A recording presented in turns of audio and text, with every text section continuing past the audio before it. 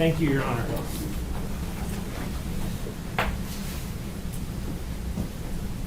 Brodes Perry was a pastor of a church. He was a husband. And he was a man who enjoyed life. He was 36 years old at the time of his death. He wasn't perfect. He had flaws, much like a lot of people have flaws. In the fall of 2016, he was one of the pastors at a church in Little Rock. He knew the defendant through his role at that church. She was a member of the church, and I believe she was a leader of a life group in that church. She was going through a divorce or had recently divorced. They talked about that. A sexual relationship between the two of them began sometime around February of 2017. And you'll hear that that relationship went on until sometime the end of 2018 or maybe even going into 2019. Went on for several years.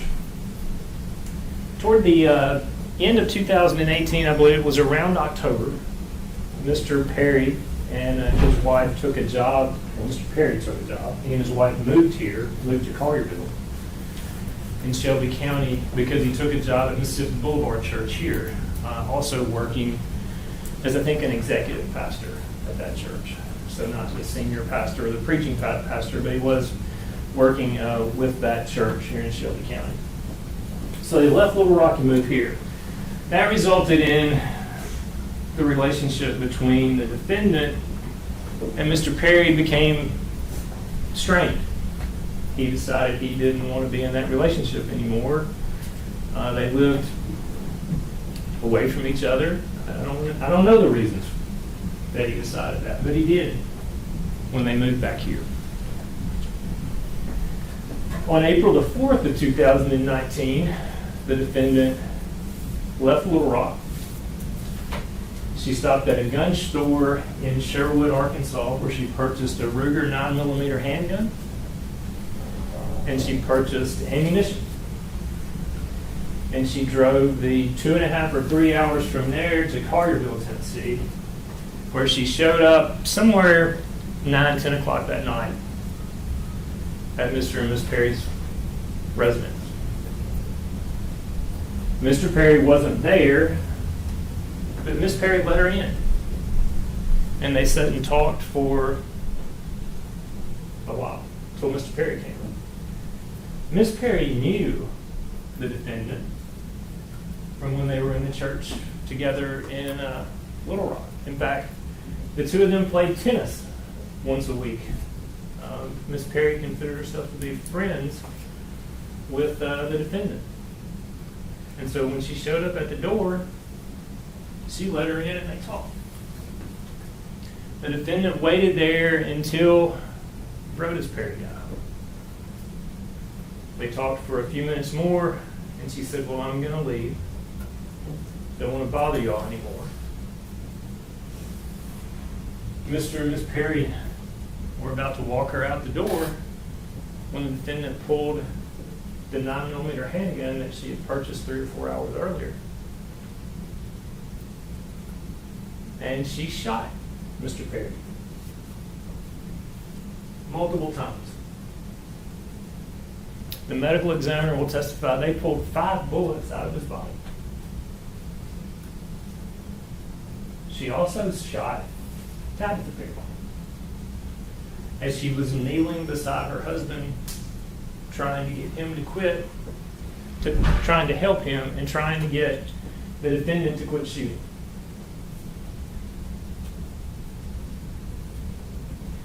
She was still on the scene with the gun when the police department arrived.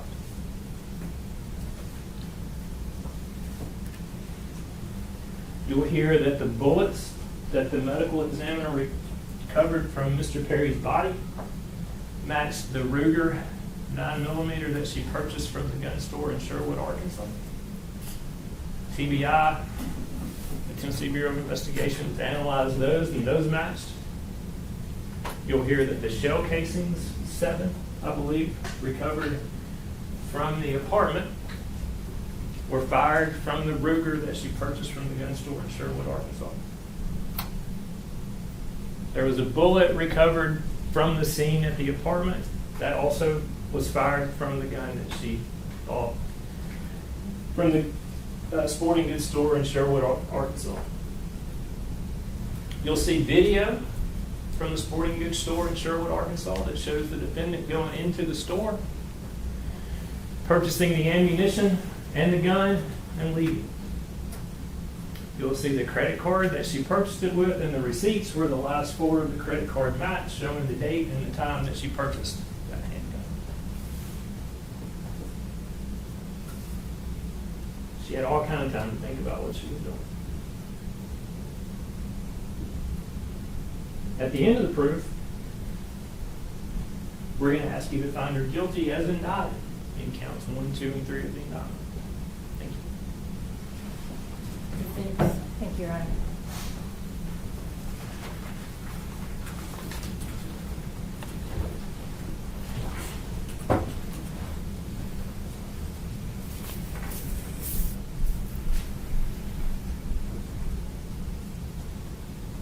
Latoshia Daniels is a woman who has spent her life surrounded by men who hurt women.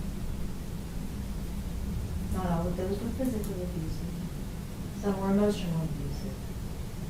But from a very young age, Latoshia listened at night with her 2 little sisters as her father beat her mother.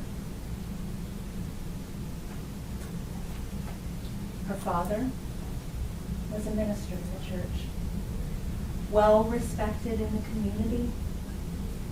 Being his daughter meant something in her town.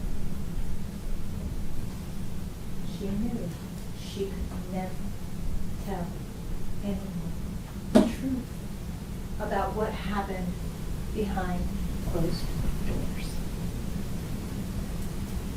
When Latoshia was 17 years old in high school, she got pregnant. And her father mandated that she marry. So at 17 years old, she married a man named Rodney. She and Rodney were married for a while, and then he eventually strayed in the relationship. She caught him cheating on her, and she was devastated. And that was the first time that Latoshia tried to commit suicide. She felt like she had failed her marriage, kids, her father, her family, and that they would all be better off without her. She tried to take her life. The ongoing struggle with mental health would continue throughout Latoshia's life. Her next marriage was to a man named Brian.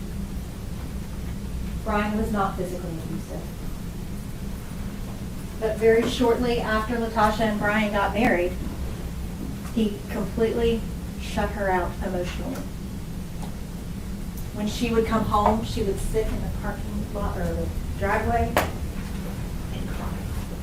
And she knew when she walked into that house, a house that is supposed to be a home filled with love and filled with comfort and acceptance, she would get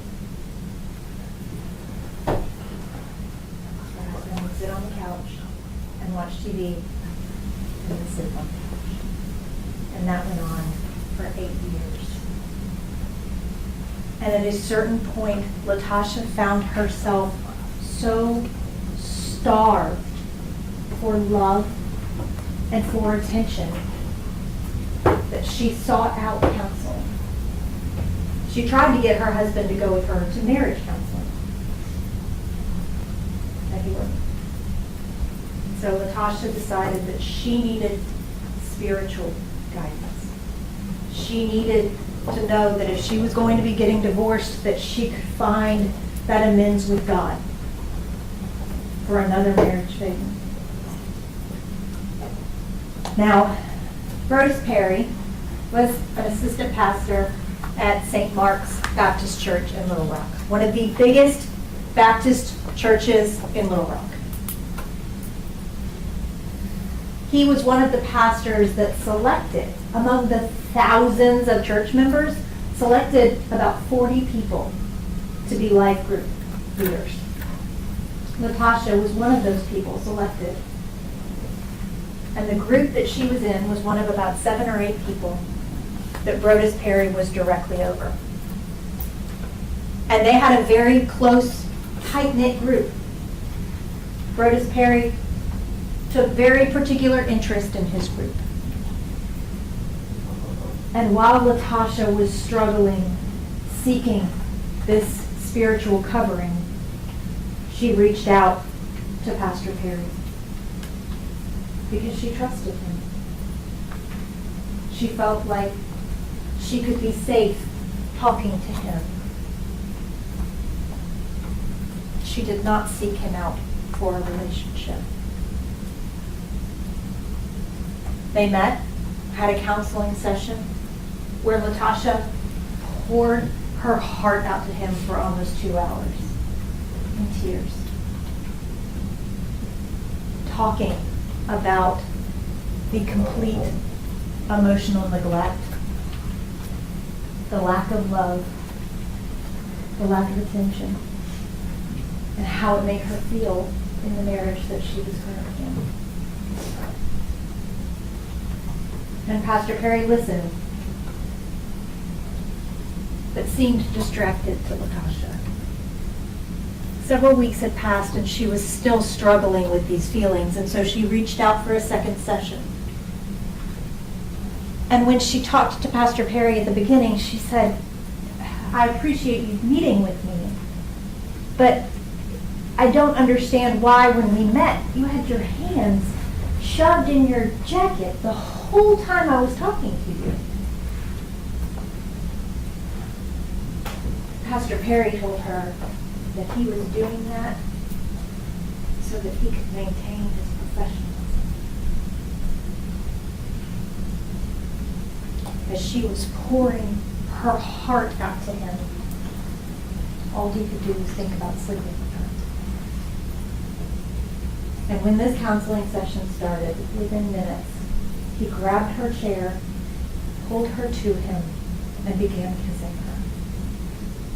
And this woman who had been so starved for love and affection is finally receiving that. She did not seek it out, but she was receiving it. And that session that was supposed to be counseling her through her divorce became the first time that Latoshia Daniels and Brodes Perry had sex. Immediately after that, Brodes Perry and Latoshia started a relationship. But there were rules to be in a relationship with Brodes Perry. She immediately had to download the Confide app. Confide is similar to a Snapchat, where you open the message, you read it, and it disappears, and it's gone forever. That was the only means of communication that she was allowed to have with him, through that app. Brodes Perry traveled with the church. Pastors sometimes had their trips. Church groups had their trips. Latoshia was to go on those trips. She had to pay her own way. He could not have his credit card tied with her flights. She was expected to be there. And while they were on trips, they would stay together in a hotel room. If Latasha was inside the hotel room, she was required to be naked, no matter what. She was inside that hotel room. And if she had the audacity to put on clothing inside a hotel room, he would get angry with her.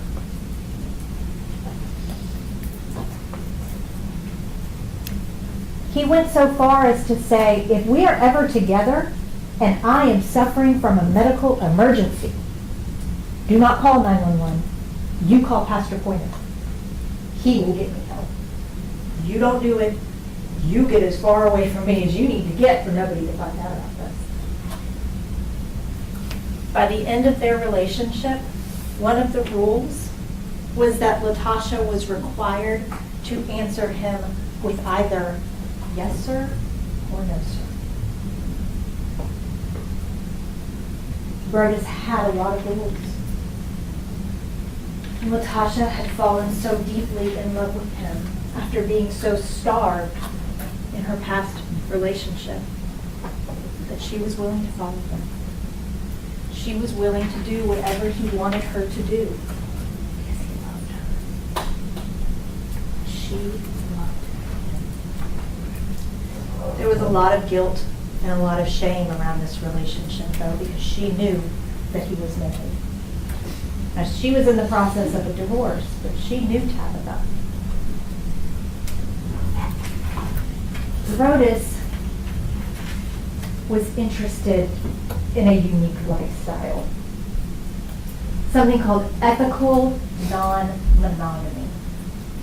Basically, what ethical non-monogamy teaches is that as long as everyone in the relationship is informed and honest, that even from a marriage, you can have extramarital relationships. Brodes told Latasha this is a lifestyle that he wanted, and that Tabatha would allow him to have it. She was willing to let him engage in this ethical non-monogamy. And Brodes told Latasha, you and Tabatha will be sister wives. You will live with us. We will have a life together. I just haven't told her, but I will. But I will. And so despite the shame and the guilt from this relationship, Latasha proceeded with the affair. As part of this ethical non-monogamy, Brodes had a chat group, and it all started around this book that is kind of the guidebook for ethical non-monogamy. The book is called The Ethical Slut. Brodes made Latasha read that book because it outlined what he was allowed to do. In the big group chats about this book, Brodes developed this kind of side chat that was with him and two other women, where they discussed their ethical non-monogamy. Hours and hours and hours, Brodes talked to them via video about how Tabatha was on board with his ethical non-monogamy. So much that when he said, okay, I want to do this, Tabatha said, you should do it with Latasha. She's your person. Let me talk to her. I'll break the ice. Tabatha selected Latasha, is what Brodes was telling the other women in this group. And that Tabatha was completely on board because he was being so honest and so open and so truthful with her, that he was so honest that not only could he have Latasha, he could have another woman too.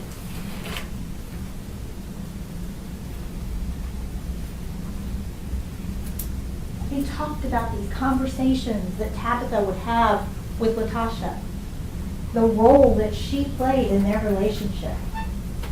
Hours and hours on video. None of it was true.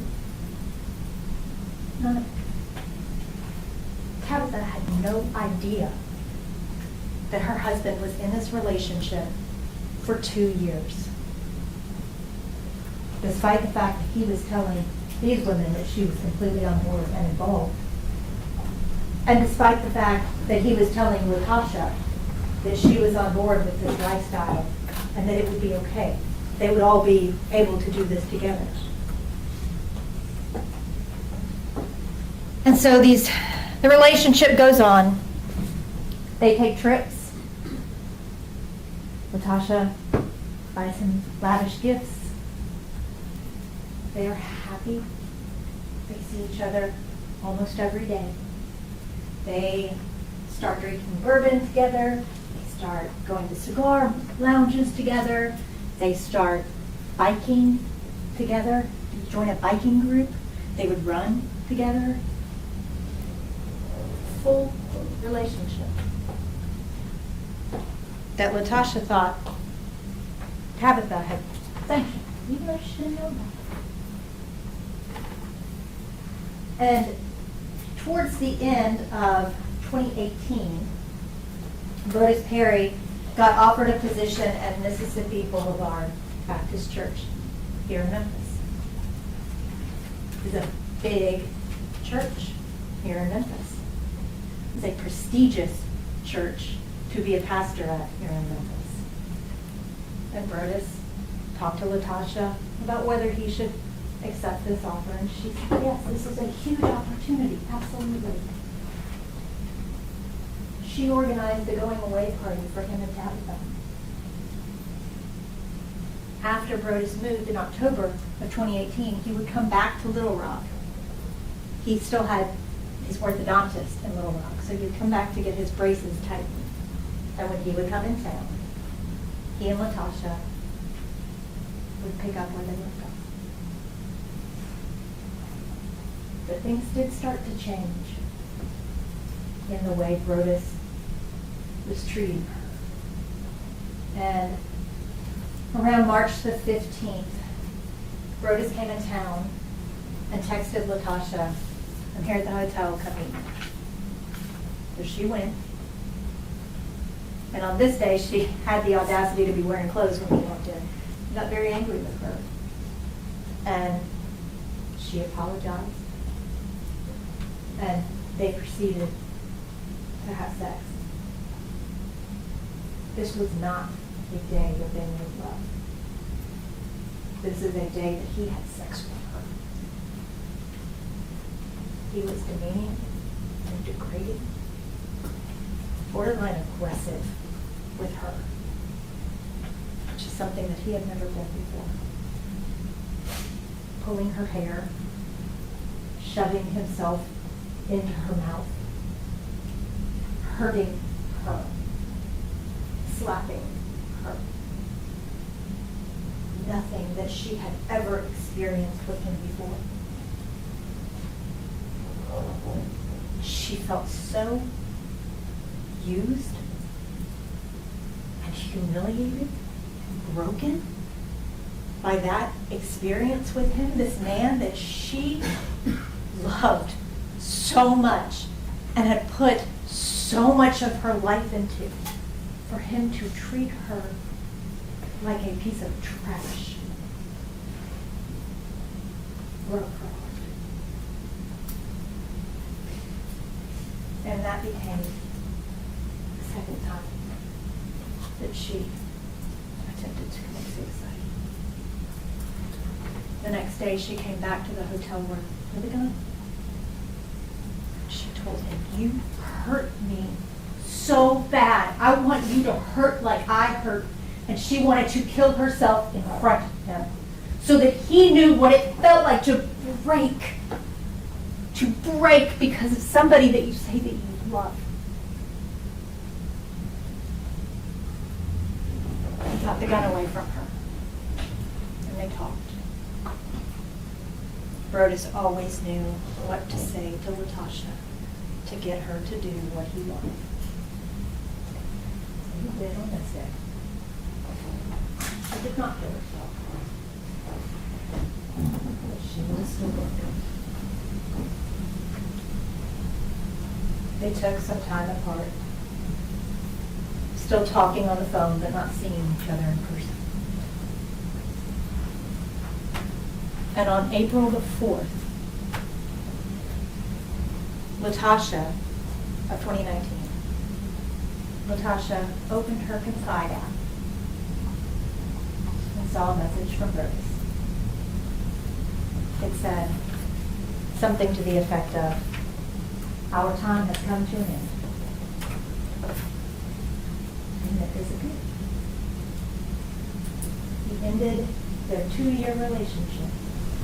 There was supposed to be a life with a disappearing past.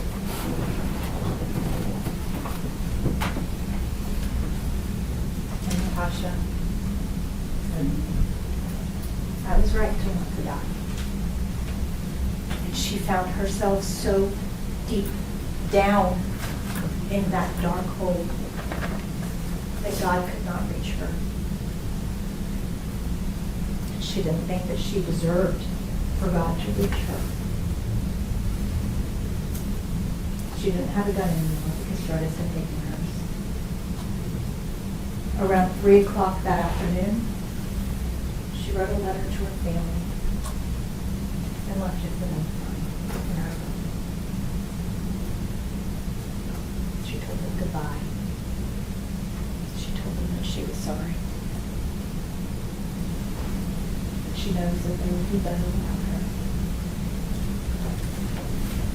Her life didn't matter. They would be better without her then. And around 4 o'clock that afternoon, she didn't even take her purse with her to that gun store. She took her license and a debit card. She went and bought a gun to end her agony. She had chosen a place that was of significance to her to go and commit suicide. It was in Jacksonville, Arkansas, Johnson Park. And as she was driving down the interstate,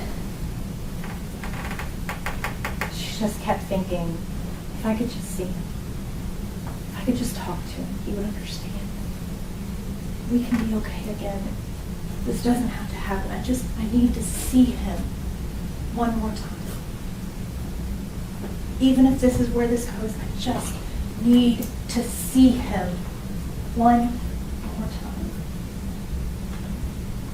And she looked up and saw the exit to Memphis. And she took it. She found herself in downtown Memphis, which is a place that she is not accustomed to. And she knew, because they were such regular communicators, she knew that on Thursday nights, Brodes would be at the cigar lounge. So she went to the cigar lounge. As she was walking up, Brodes walked out. She knows her rules. You do not approach him. She was not allowed to approach him because she didn't know if he was with somebody. He had to approach her so that she knew that she could talk to him in public. So she sees him and walks directly past him and waited for him to say, "Latoshia."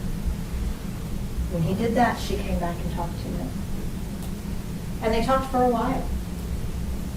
She was telling him how heartbroken she was. And he said, "It doesn't make any sense that my wife is okay with me having other women, but my girlfriend isn't." And she said, I'll be okay with it. You can do it. If that will fix it, I will do that. We'll give you that.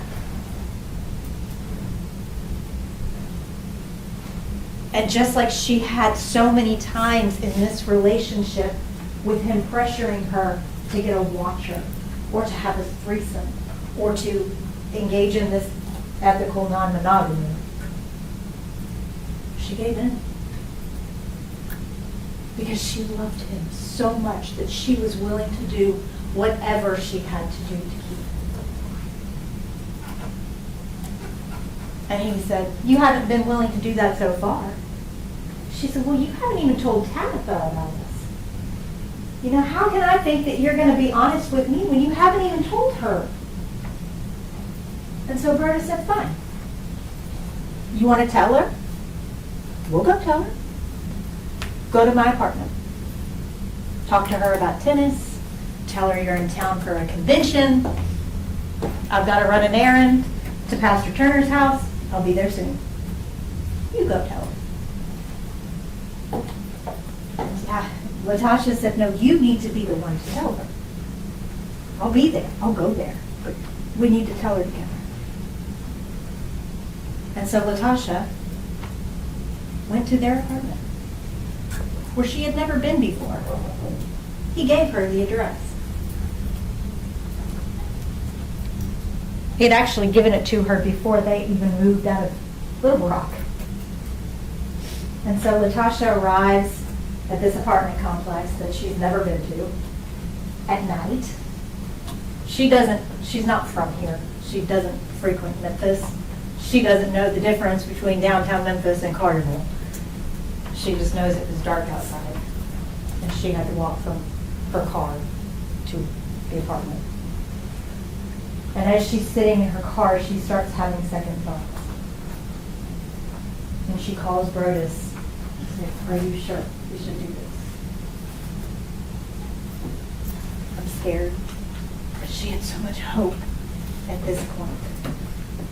She thought that things were finally falling into place, that they were finally going to tell Tabatha. They would finally be able to be openly and honestly together. And Brodes didn't answer. So Latoshia went to the apartment, softly knocked on the door. Tabatha was inside, and she heard something but ignored it. So a couple seconds later, a little bit louder. So Tabatha gets up and goes to investigate, see who's at her door. She looks through the peephole and doesn't see anything. Talking through the door, she says, you know I'm not going to open this door unless I can see you, right? And at that point, Latoshia kind of put herself into the frame of the peephole. And Tabatha says, Latoshia, is that you? She opens the door, gives Tasha a hug, invites her in. And they talk about tennis, and they talk about her being in town for a conference. And they sit in the living room and chat.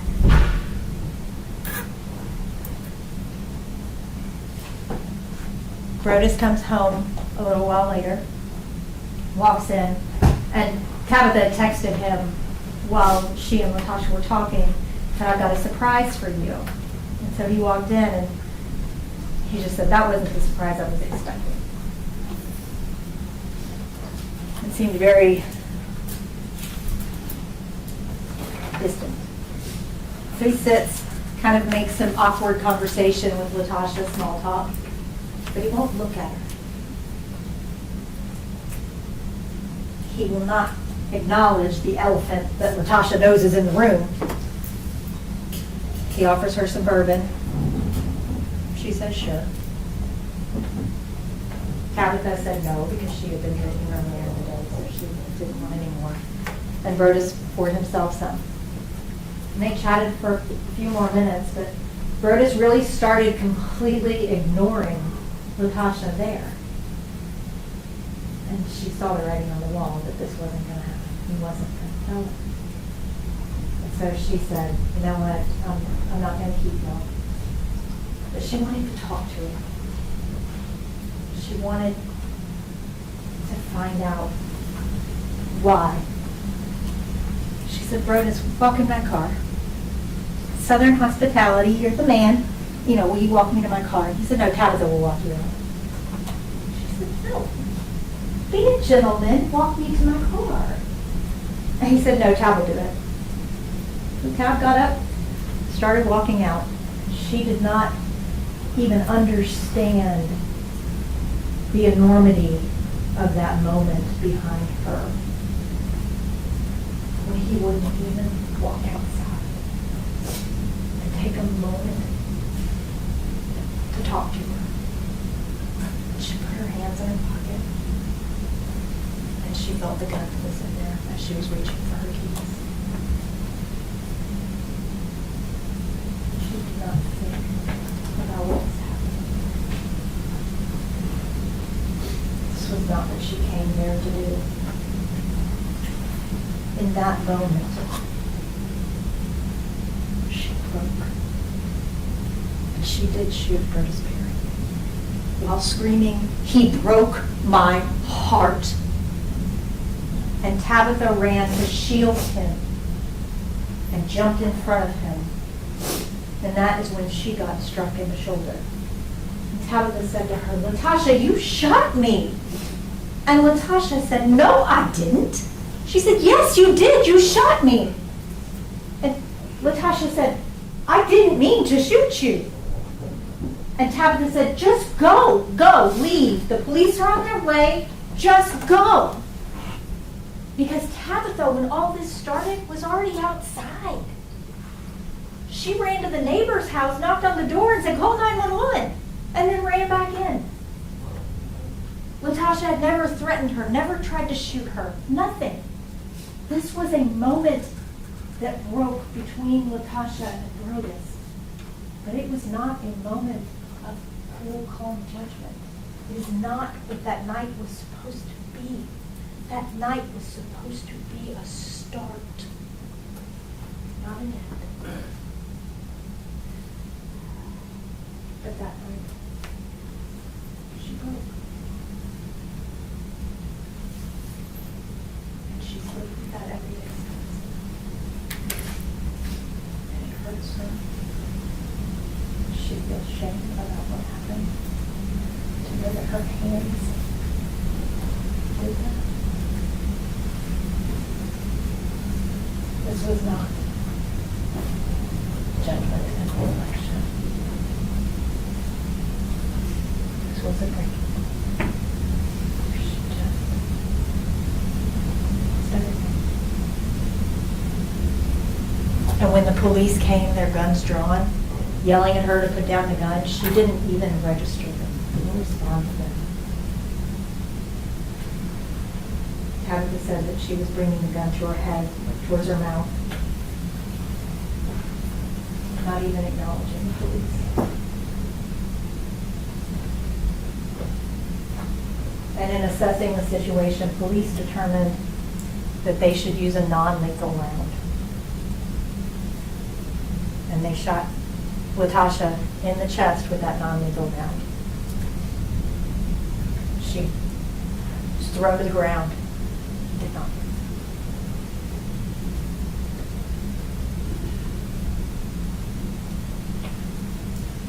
The police did not choose to use their firearms.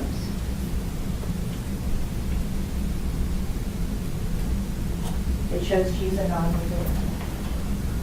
They actually tried to use a non-lethal round first and the gun jammed. They ran down to their car and ran back up with another non-lethal round. No other shots were fired in that entire time.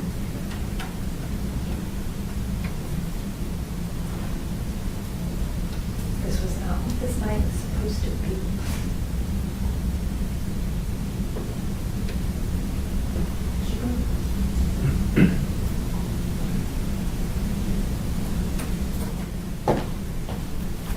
State, you may call your first witness. State calls Tabatha Perry, Your Honor. The doors approach.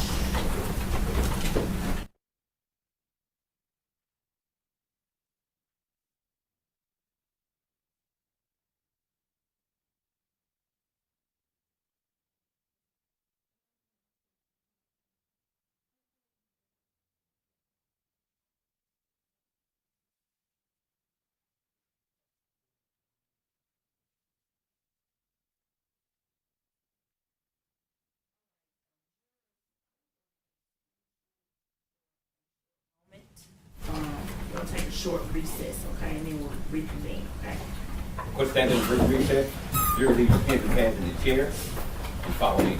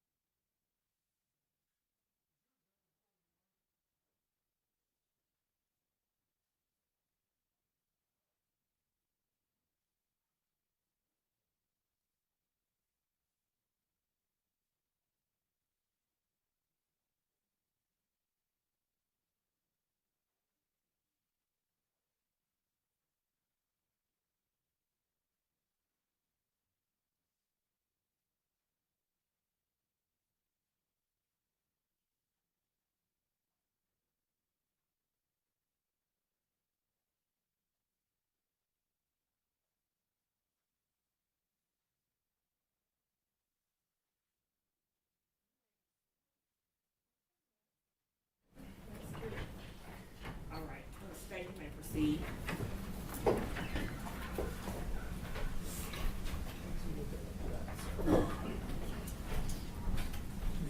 Just stand right here, face the judge, raise your right hand, please. Do you swear affirm to tell the whole truth? All right, you may have a seat.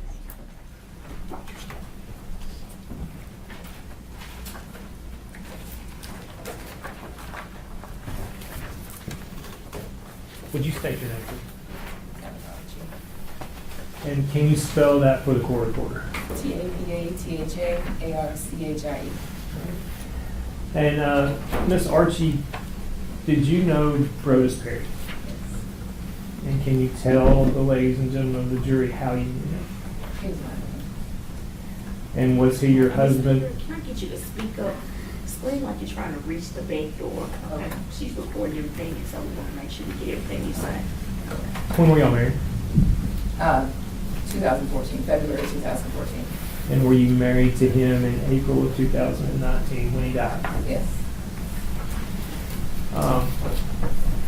How old was he at that time? 38? I'm going to pass you something and ask you if you can identify it.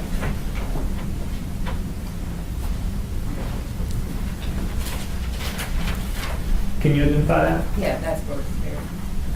Judge, I'll ask that be marked. State's Exhibit 1, please. No objection. I will show the photo of Brodes Perry as Exhibit 1. May I publish that for the jury? Yes.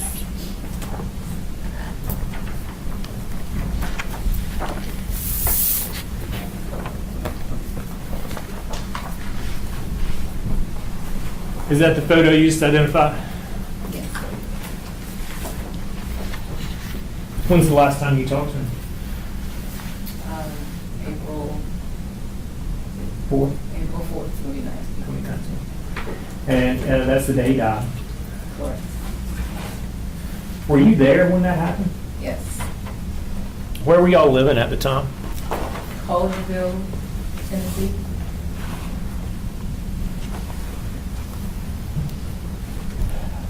How long had y'all been in Shelby County?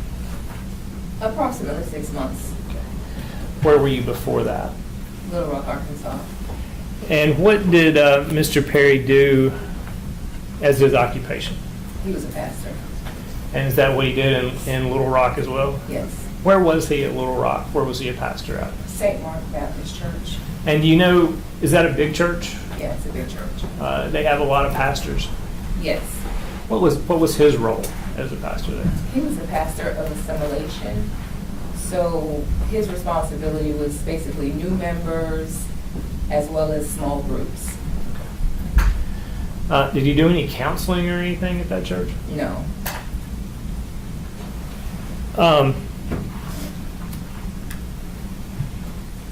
want to take you specifically to April 4th of 2019. And that night, 9 or 10 o'clock at night, where were you? I was home. And was Brodes there with you? No, he was not. Did you have a visitor? I did. Was it an expected visitor or an unexpected visitor? Unexpected. Kind of tell me how that went. I heard a knock at the door. So me and the dog went to the door. I didn't see anyone. Well, the peephole was covered. And so I thought it was Brodes just playing around. So I said something like, I'm not going to open the door if I can't see anyone.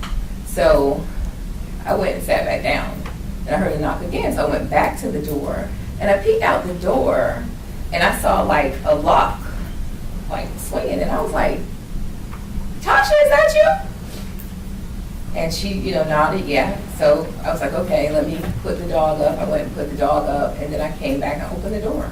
Okay. So you knew Latoshia Daniels. Yes.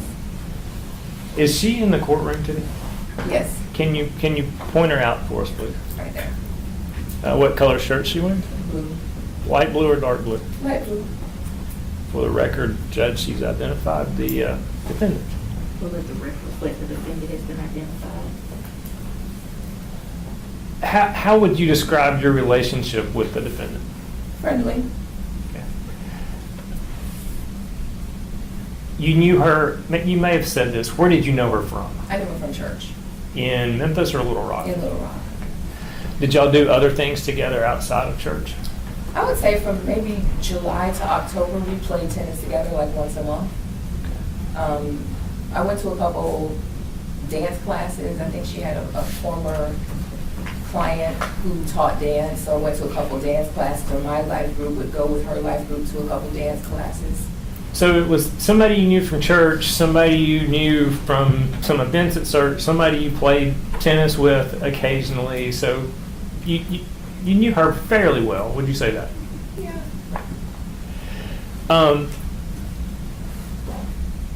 I mean, what did you think when she just showed up? Did you have any idea she knew where you lived, or? I knew that it was odd. I felt like it was odd, but I guess it was one of those things where, you know, it's like, this is weird, but okay. You know, I knew that before we left Little Rock, we gave a lot of people our address. You know, a lot of people were, you know, keep in contact, you know, give me your forwarding address, that type of thing. So I really didn't allow myself to really think past that. I just figured, oh, we must have given her our address. So it wouldn't have been unusual for somebody from the church in Little Rock to know where you were in Memphis? Wouldn't be unusual, no. Did you ask her what she was doing? Yeah, I asked her what she was doing there, and she said that she was in town for a conference. So what y'all do after you I invited welcomed her. her in, and, Yeah. and what happened then? I invited her in, and we just sat on the couch and just kind of caught up. You know, how are you? What's going on? How are the kids? You know, have you been playing tennis? Stuff like that. Just really small talk. Did you notify Mr. Perry that she was there? I texted him, and I just, you know, gave like the big eyeballs, and I was like, I either said weird or strange or something like that. But I didn't go into detail to tell him what was going on or that she was there. Did you ask him to come home if he was available to come home? No, because I knew he was already on the way home. Okay, so you had, I guess, had a conversation with him by phone, text, or something, and so you had an idea he was coming home. Yeah. How long do you think that she was there prior to Mr. Perry getting home? Approximately. I mean, it's not 5 minutes, 30 minutes. I don't know. If I had to guess, I would say maybe 10 minutes. Okay. I don't know. And kind of describe what happened when Mr. Perry came in the door. He came in, and he's like, I thought there was a surprise here for me. This isn't a surprise. This is an unexpected guest. You know, real agitated. Did he seem to know that she would be there? No, he didn't give away to me that he thought she would be there. So he said that, and then he was, you know, telling me about, he had brought me some aminos or something, and just regular small talk, and then he sat down and started basically grilling her about why she was there. Okay.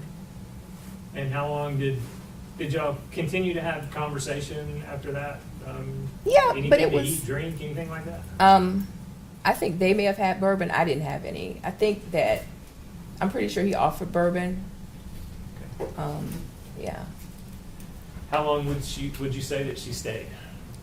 After he got there. After he got there. Maybe another 10 minutes. And what happened? She said, well, I'm not going to keep you guys. I'm going to, head out or whatever. So we all got up to walk to the door, and I led, and she was behind me, and he was behind her. And I walked to the door, and I'm just giving this little spiel about not speeding in the area, just making small talk as we go to the door. I open the door, and I go out. We're on the second floor, and I'm like right at the steps when I turn back, and I'm like, okay, no one's behind me. And then I see her pull out her gun and start shooting. Was she inside of the apartment or outside? No, she was outside of the apartment, and he was like standing in the doorway, like in the threshold. Had she ever, since she got there Mm-hmm. and you let her in, had she left the apartment to go back to her car or anything? No. So she had brought the gun in with her when she came into the apartment? Yes.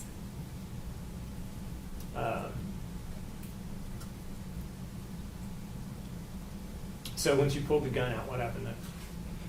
She started shooting. He hit the ground. And I started running toward him, and she told me, like, basically back off. So I stopped and I ran to the neighbor's door and I banged on the door, you know, called 911. She went back into the apartment, so I went back into the apartment because I'm just trying to figure out what is going on. Like, why is this happening? So I'm, you know, screaming naturally, you know, why is this happening? What's happening? You know, why are you doing this?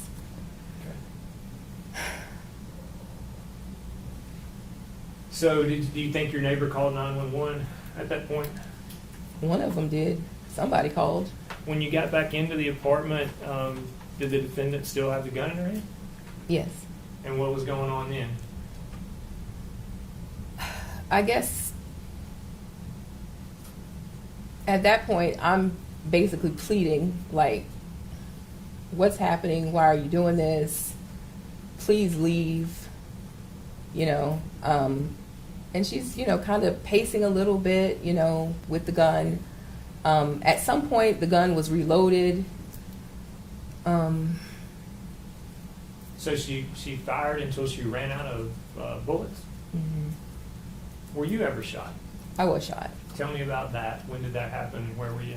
Well, at some point I got on the ground, and I can't remember if I got on the ground immediately, but I was on the ground and I was kind of hovering over him, you know, kind of in my mind. I'm like, let me cover his head, you know, so he doesn't get shot anymore. And, you know, she was yelling at me to move, and I wouldn't move. So I got shot Where'd you get shot? in the shoulder. Tell me about those injuries. Where and how were you treated? What have you had to deal with since being shot?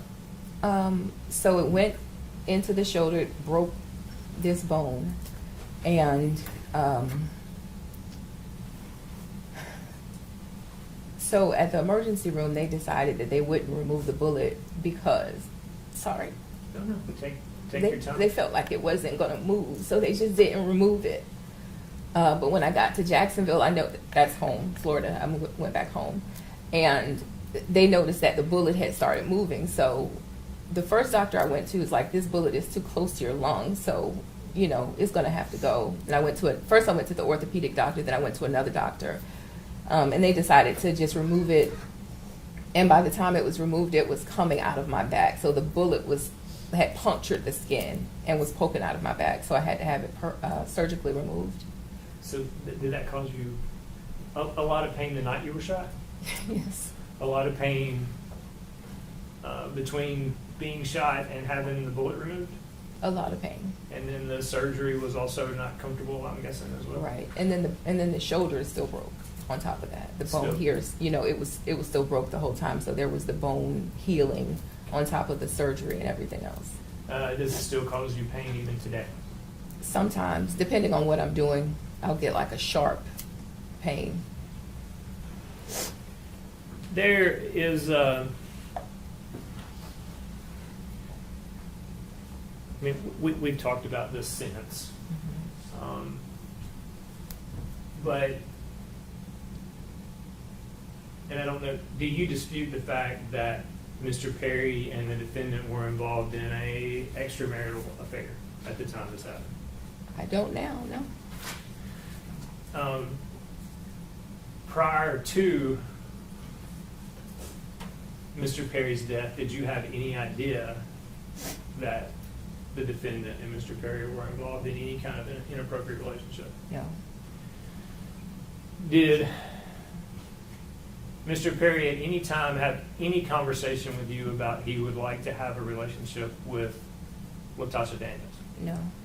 Did he at any time have a conversation with you about he wanted to have a relationship with anyone other than you, a sexual relationship with anyone other than you? One time he told me about a book that he wanted me to read. Right. That was about the extent of it. Is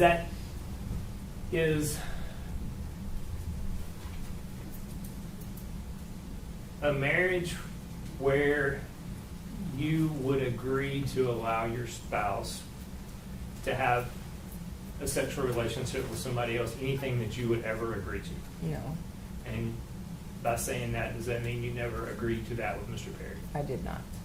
And you had no idea anything like that was going on? I did not.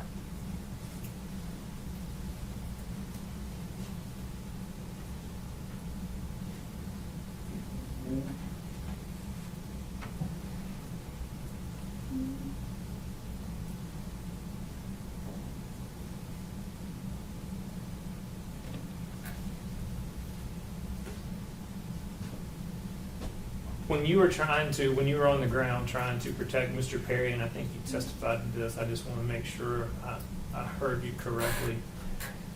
Did you say that the defendant was telling you to move, Yes, and you refused to move, yes, and that's when you were shot? correct.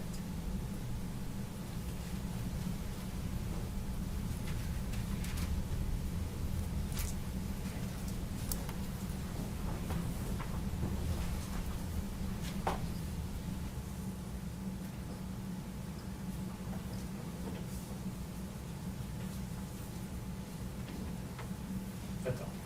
Cross-examination? Yes, Your Honor. May I have just a moment to get tech situated? Yes. Thank you.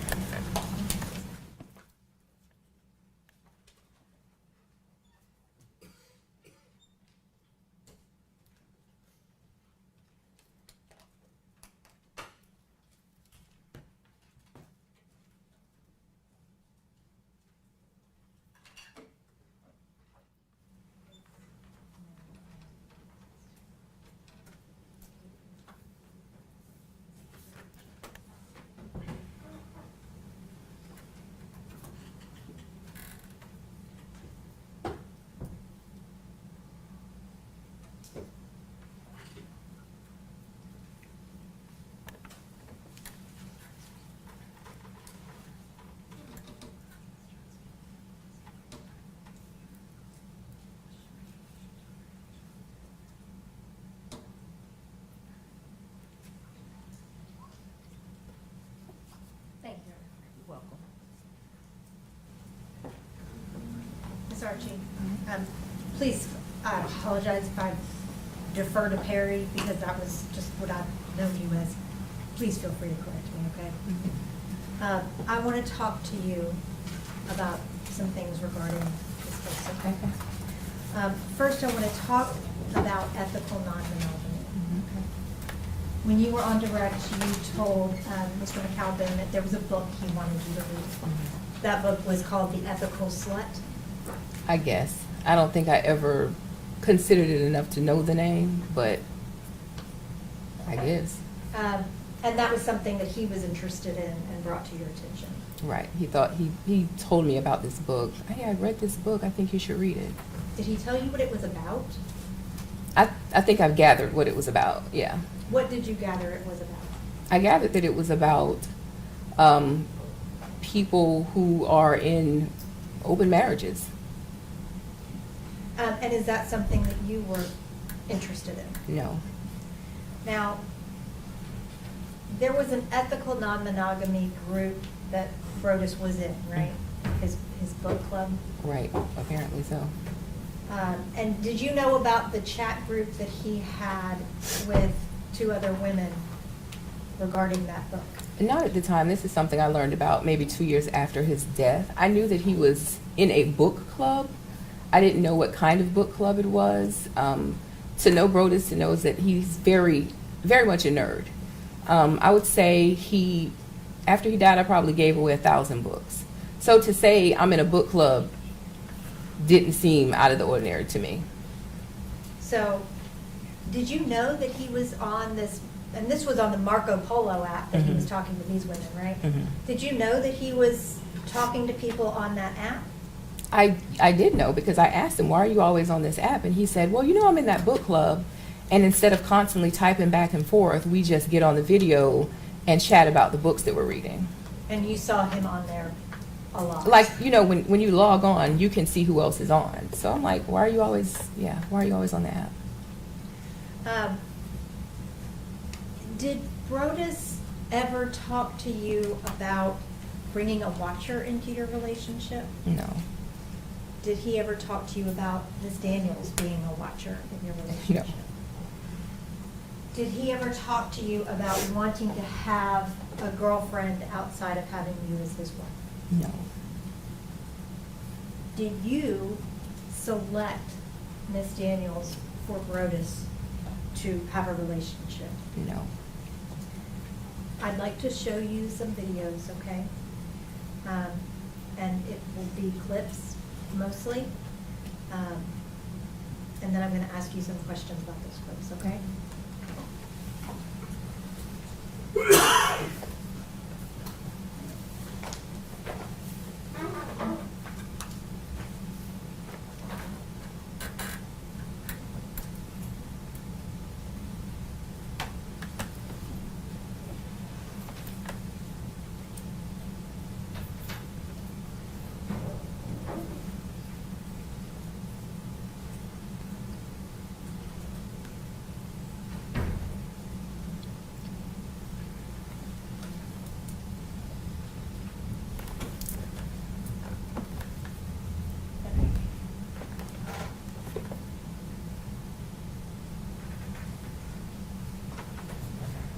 And Your Honor, if you would please just allow me to sit when I'm doing the desk stuff. Thank you.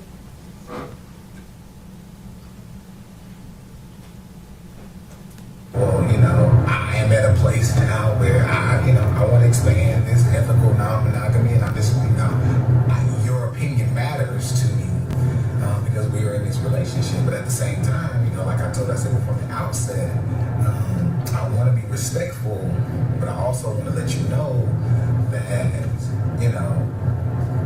your opinion matters. But at the same time, I don't want you to put me in a box, right? Because while we talked about it in theory, this is now the practice part. And with a tab being perfectly fine with, the situation, because how I've handled and been honest and transparent and open with her with regard to this current relationship, me expanding it is not an issue for me. Basically, she told me, we can talk about it when you think it's worth talking about. But the way that you handle this, I'm fine with not trust your judgment because you haven't given me a reason not to.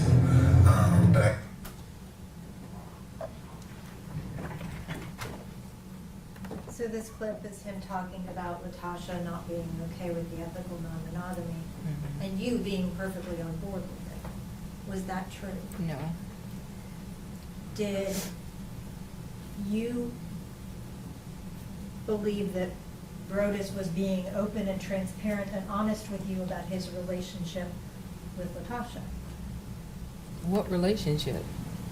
He wasn't being open with you about his relationship with Latasha, right? That there was a relationship at all. Right. He was not transparent about that. There was nothing, to my knowledge, there was no relationship. And you never said because he was so open and honest and transparent with you with his relationship with Latasha that you were okay with him then adding another girlfriend. No. That didn't ever happen. No.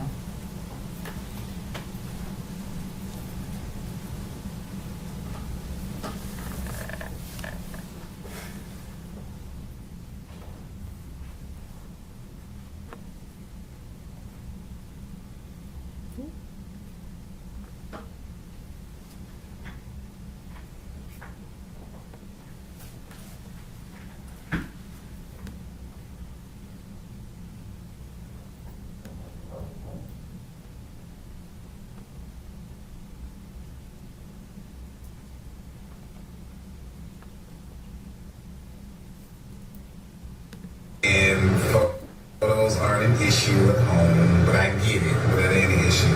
I have been though, so if we talking, let's switch subject and get a little more serious. For me, our agreements have been simple, right? No exes, nobody from Jacksonville, Florida, which is home for us, and nobody in the city that you live in, that currently live in, which means nobody in Memphis. That was the case, of course, in Little Rock outside of Girlfriend because Girlfriend is in Little Rock. The way that kind of happened is, short version, when she decided to open up the marriage and allow me to be open, but it's not her. Girlfriend is a therapist, right? And she didn't go to her for therapy, but she asked her some questions. And based on this therapy session she had with this other lady.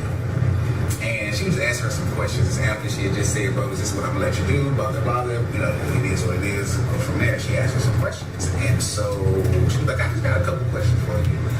And, they would go play tennis together. She was one of my life group leaders. And so we had rapport. We had rapport.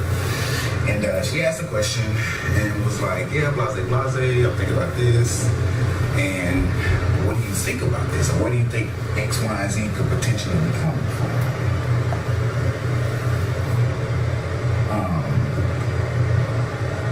And I'm sorry, I'm looking to see who's in the cigar lounge because this is not what I really frequent that often. So I'm kind of careful about who potentially is in here because I don't want to pass out past them. I really want to go in and go chill in the back, but I'm not a member. But yeah, I'm trying to make go in there now. But anyway, so the next thing that she shared with her was, you know my husband like you, right? Well, he thinks you're attractive. And she was like, what? He's like, yeah, I know what he likes. And he thinks you're attractive. Not that he's been rude or anything like that. We've had conversations. Well, we did, because like one time we was sitting around having a watch. And she asked me, I was like, well, you gotta get her. I ain't gonna get her, so I'm coming across this creepy guy, right? We're trying to spice things up. In that regard, even though that was even somewhat limited with the idea of somebody watching me, that's neither here nor there. But when the question came, Just to pause it for a minute.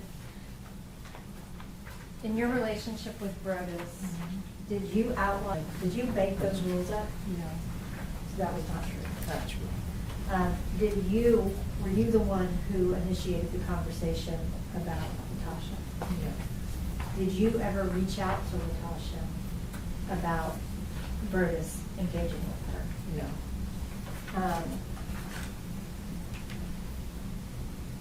Did he ever talk to you about wanting a watcher, as he described here? No. Did you ever agree to having a watcher, as he discussed here? No. came up, it was her, right there. She asked, well, who would you want? And that was the first thing I said. She's like, I know you like her. I know her. So anyway, so she said he like you, blah, blah, blah. And she said, well, if you were interested, just, no, I'm not saying that you are, but I'm also saying I've given him this X, Y, Z, and he may come your way. And she did. But she's like, okay, cool. So we had a conversation. And after that, that's when the whole nobody in the city thing came up. It was more like, I'll give you a pass with her because I essentially gave you the alley. But nobody. So I'm trying to figure this. So fast forward, I said a whole lot of shit, right? Trying to get to where I'm going. So I've been thinking about the past couple weeks in terms of expanding, my ethical non-monogamy. Just kind of, so my wife, her and I, we were chatting the other day. I was like, well, baby, I got a couple questions. I'm just curious, She knows about the group, everything like that. So I was like, when do you want to? Just to ask a couple questions real quick. Did you ever have that conversation that he talks about with Latasha? No. Did you ever have that conversation that he talks about with him? No. Did you ever give him the XYZ that he was talking about? No. Did you ever give him a pass for Latasha? No. Did he ever talk to you about further expanding ethical monogamy in your relationship? No. No. Like, when do you want to know that there's someone who has my interests or someone who I would like to pursue? Do you want to know the moment that I feel like it's more than just banter? Do you want to know at the moment that I would like to begin to banter? Do you want to know once I feel like it might be a thing beyond banter?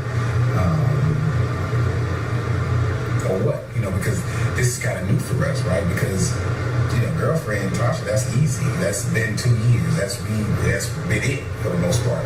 Outside of me going, that's out my birthday.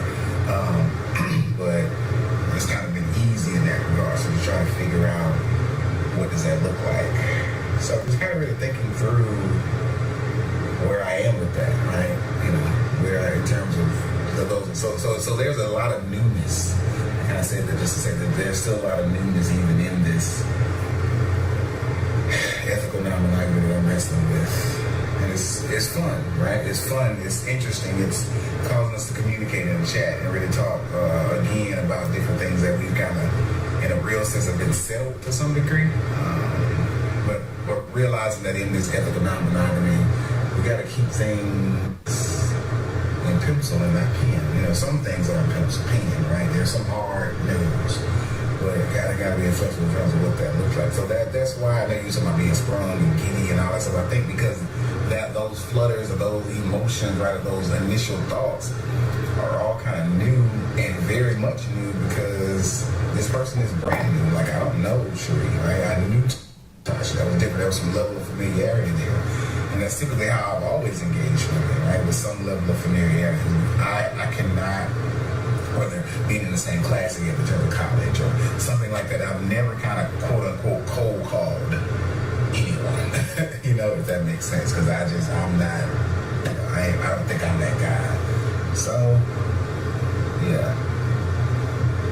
thought to my text, like, I don't know if I'm gonna go in here. But now I'm thinking, how far would we go downtown? Because I'm like, there's a lot of folk in there. I don't know if I trust who's in that room right now. Shit. Memphis need to do better with smoking houses, cigar houses.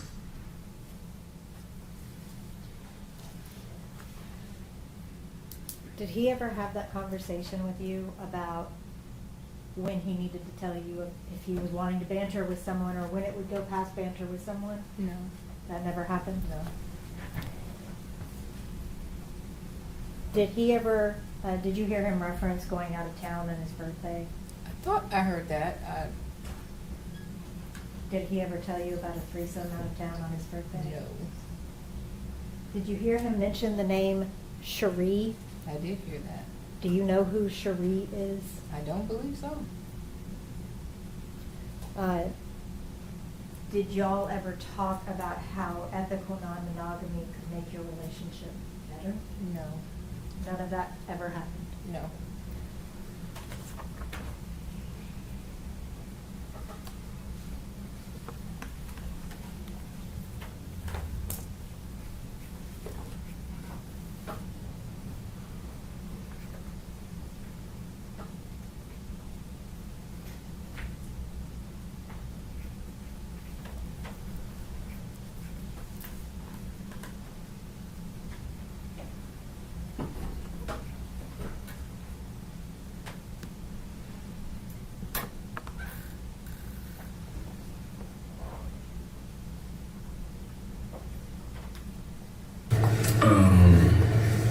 Armor bearer and brother advice at this point, and I know Danielle, you won't hear. Michelle probably doing something else, but so I want to talk to y'all about my new friend, right? The one who I kicked everybody to the curb for. So she hit me today with a boss move of boss moves and asked that I want to hook up next week. After she gets back from being out of town, that threw me the fuck off. Like, wow. Like, so she gets back on Friday. She was like, hey, we hang out Friday and Saturday. My only concern is that she is waiting a callback for an interview for a process. And she said it may be next Saturday, right?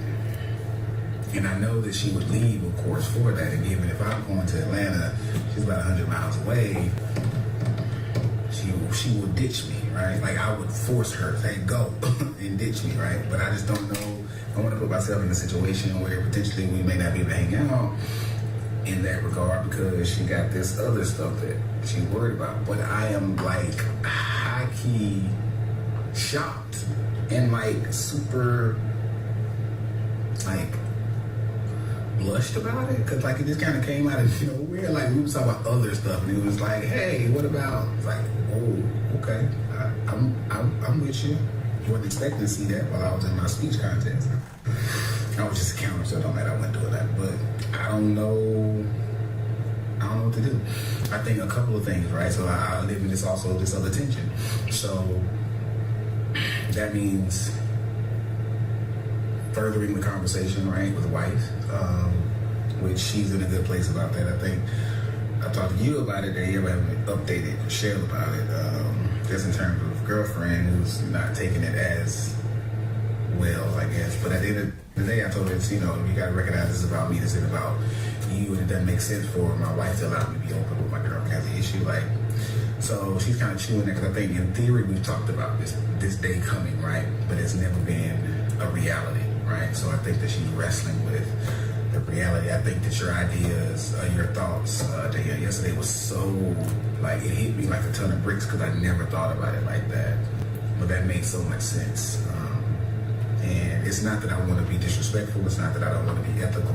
But I do wrestle with that. And I just kind of talking to your perspective about what you saw. But I was like, I think that could be what this is in terms of treating this like an infidelity kind of relationship on purpose with permission versus an additional partner scenario. So I feel that. But y'all, she asked me to hook up with her.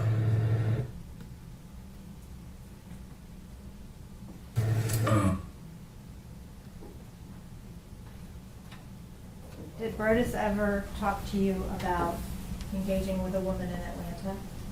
Was he open and honest and transparent about that? No. Did he,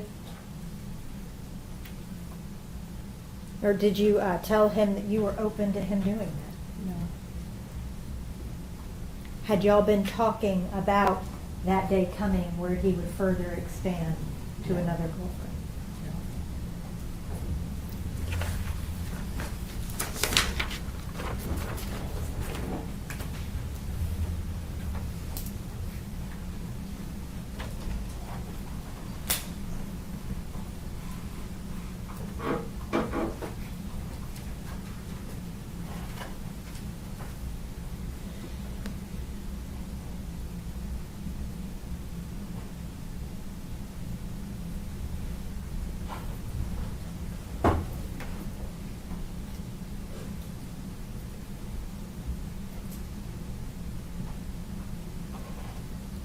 Close, we're close. When we were in Little Rock, she lives in Little Rock, so we're in Memphis now. I mean, it's only 2 hours away, but yes, we were in Little Rock, so we were literally, that, because it was at that point, wife was like, yeah, nobody at home.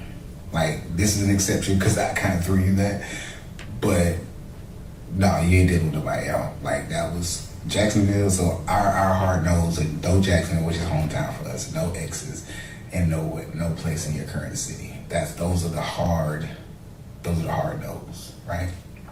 She got an exception because it was there that she realized, well, yeah, I don't think I want him to be dealing with all these people, all these women, and no doubt these women would be in the church because that's all we do is kind of hang around, or in the community or close enough. So it was kind of one of those things.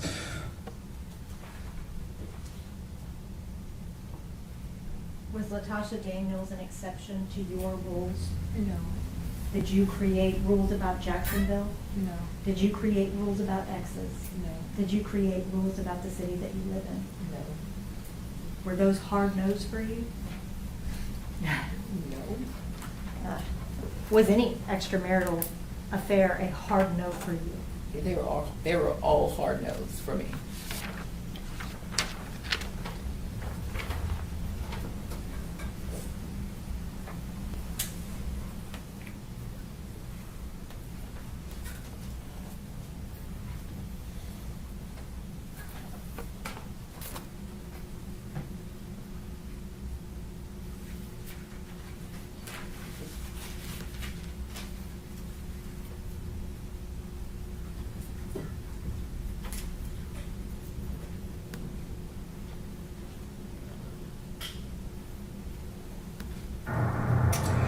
Before I can say a word, she hits me with, I'm sorry. I'm like, sorry for what?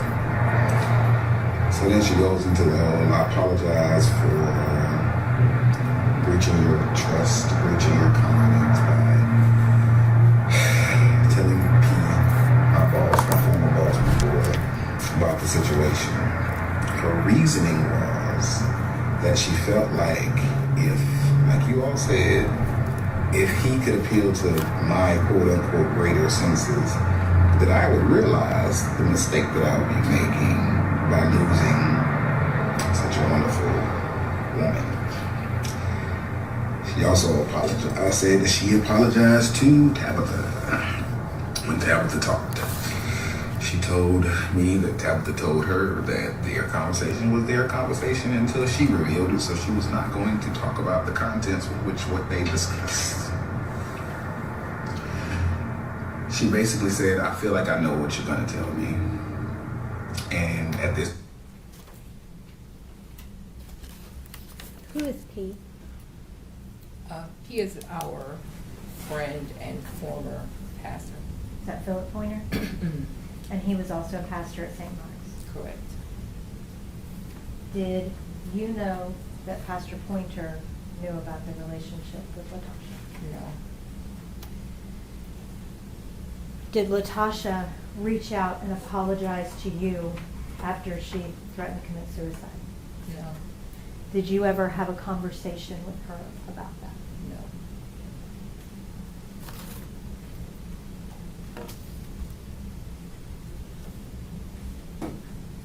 throughout all of those videos, it's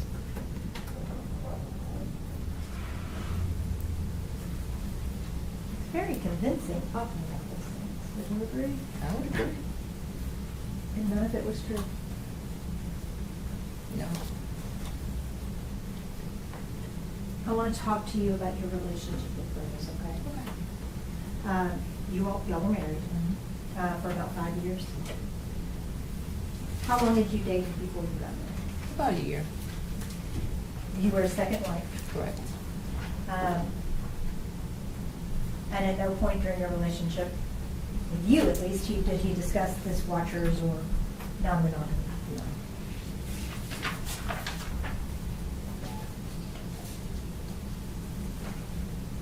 Brodes was a pastor Correct. in Little Rock that was at St. Mark's. So that's a Yes. big church. Yes. Did he take trips with the church Yes. often? When you say trips, like international trips or? Both, international and local, Israel, Yeah, Savannah, El often. Dorado. Did he take those with the other pastors? Sometimes. And he also took them sometimes with other church members, like the church groups.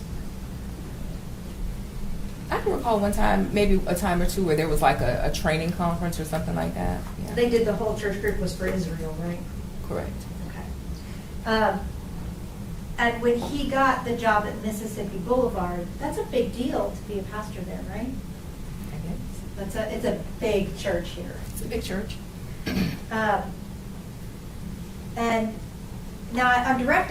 I thought you had said that he didn't ever do counseling for St. Mark? at St. Mark's, but I thought you told the police that he sometimes did. You just didn't know that he counseled Latoshia. I've never known him to do counseling.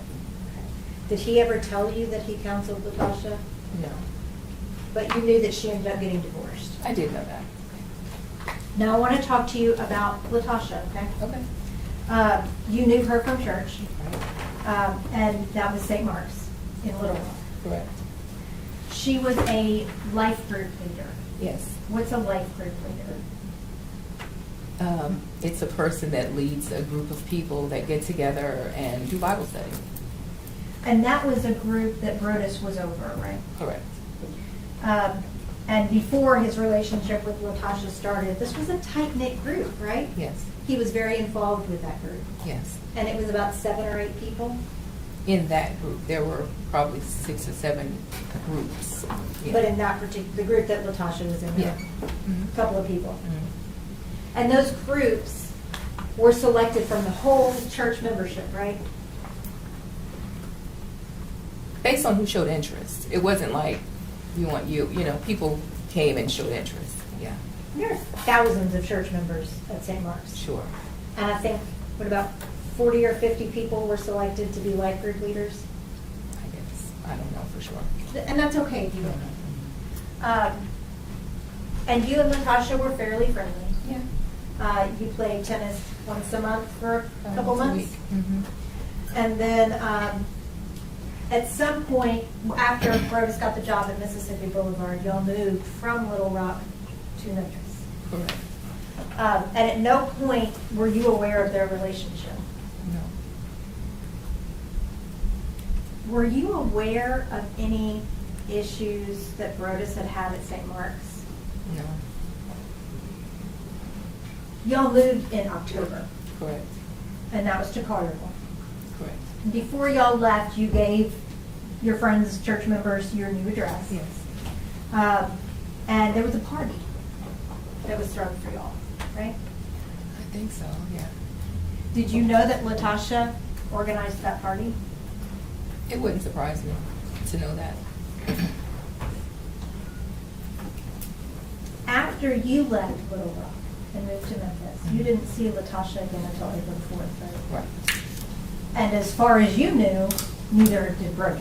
Correct. But Brodes would come back to Memphis for his braces. Right. Why would he come back to Little Rock from Memphis to get his braces done? Because the braces were paid for, but the work wasn't done in his mouth. So it just made sense to continue seeing that orthodontist. And so Brodes would go to Little Rock, but you would stay in Memphis. Now, I want to talk to you specifically about April the 4th, okay? Now, you were at home that night. Right. You were watching TV. Right? Just you and your dog, Anakin. Yes. And around 9 or 9:30, you heard a noise, a faint knock, Correct. ignored it. Yep. And then a couple of seconds, minutes later, you heard another slightly louder knock. Yeah. And you and Anakin, the dog, got up to go see what was going on. Correct. A third knock, or after you said, I'm not going to open this door if I don't see who it is, Yeah. you saw Latoshia through the people, Yes. recognized it was her, Yes. invited her in. Yes. She wasn't threatening you. No. She did not have her gun out pointed at you. No. You sat, or you brought her into the house, right? And y'all sat in the living room, Right. talked, right? Yes. Talked about tennis, Yes. talked about a work conference, right? Yes. And just chatted. Yeah. She seemed happy to be there. Yeah. She seemed happy to be talking to you. You did. At no point while y'all were sitting alone in the apartment was she threatening to you. Yeah. She never tried to harm you. No. And she was seated, if I'm not mistaken, on a couch, right? Right. Actually.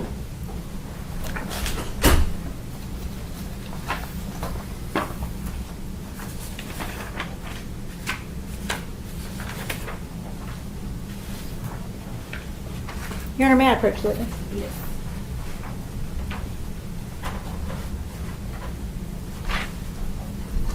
Tabatha, do you recognize that? Yes. What is that? That's my apartment in Collierville. Your Honor, I'd ask that be made the next numbered exhibit. Any objection? It's the living room. Any objection from the state? No objection, Your Honor. All right. All right, we'll show the photo of the living room as exhibit 2. How do I turn this on?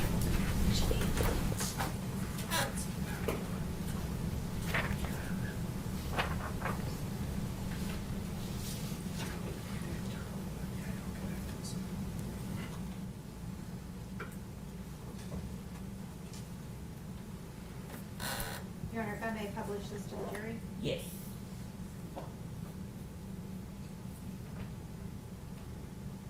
Tabatha, is this a picture of the living room at your apartment? Yes. Where were you seated speaking to Latoshia? I would have been seated on the left end of the sofa. So, I've got one. I think it won't work on the screen, so like here? Yes. Okay. And where was Latoshia? On the opposite end. About here? Right. Next to these other chairs? Yes.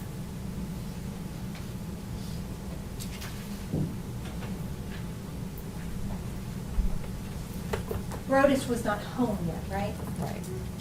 He had gone to Pastor Pointer's to run an errand. No, when he got I'm off. sorry, Pastor Turner. Right. Well, he got off work. He went to the cigar bar. And then from the cigar bar, he told me he had to go drop something off at Jason's house. So he went and dropped something off, and then he came home. He likes cigars. Yes. At Thursday nights, he'd go to the cigar bar, right? More than Thursday nights, but yeah. But that was one of his nights, Okay. right? So you texted him when Latoshia was there. Didn't tell him that she was there, but Right. texted him and just said, "This is strange." Yeah. And you said that it seemed a little odd, but she was happy to be there, happy to be talking to you. Yes. Up to this point on April the 4th of 2019, Brodes had never told you that he ventured outside of your marriage, had he? No. And you had never sanctioned that. No. He never told you that he had been involved in a 2-year relationship with Latoshia. No. He never told you that y'all would be sister wives. No. He never told you that he promised Latasha that he would tell you? No. Did he tell you that he saw Latasha earlier that night before she came to your apartment? He did not. Did he tell you after he got there that he had seen Latasha earlier that night at the cigar lounge? No. He acted like he had no idea she was even in town when he walked in that door, right? Correct. And if he had seen her at that cigar lounge earlier that night, that would not have been true.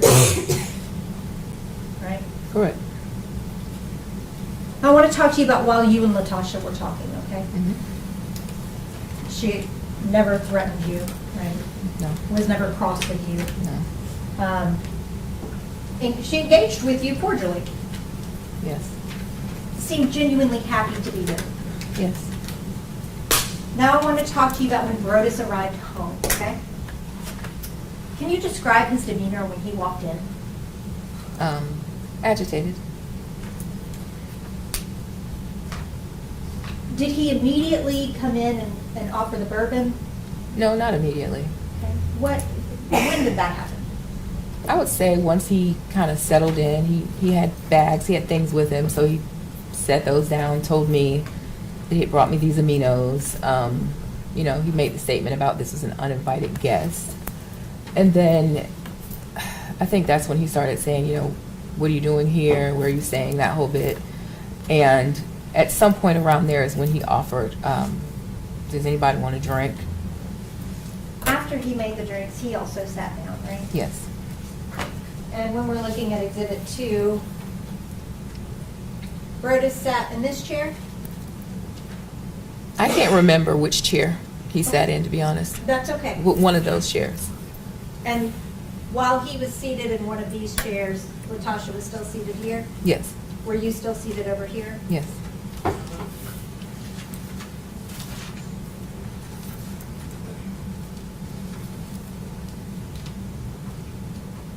Brodes made himself a drink, Yes. and he made Latasha a drink, right? Correct. And you didn't want a drink. Right. You had had some champagne earlier in the night, and you were done. Fine, yes. When Brodes was talking to Latasha about, you know, why she was here, what she was doing, he was kind of making small talk with her, right? It was, I guess you can call it that. It was like badgering almost. Yeah. He still seemed agitated. Yeah. At some point, did you notice that he kind of stopped talking to Latasha and only started engaging with you? I didn't. Your Honor, may I approach the witness?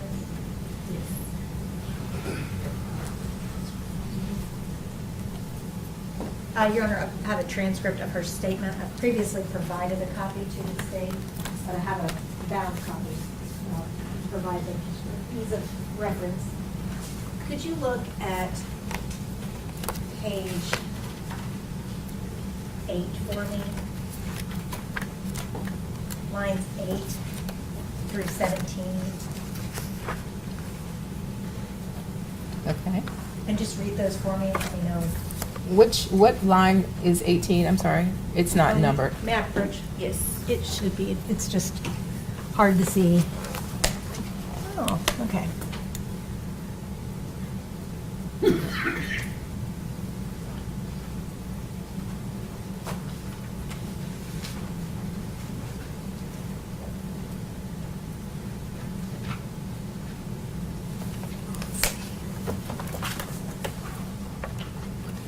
I don't know why yours don't have.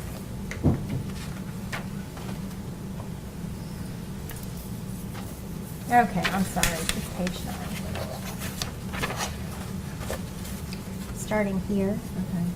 and then just down a couple lines. Okay. So it says, Oh, you don't have to read it, just read it to yourself. Oh. Yeah. I'm sorry.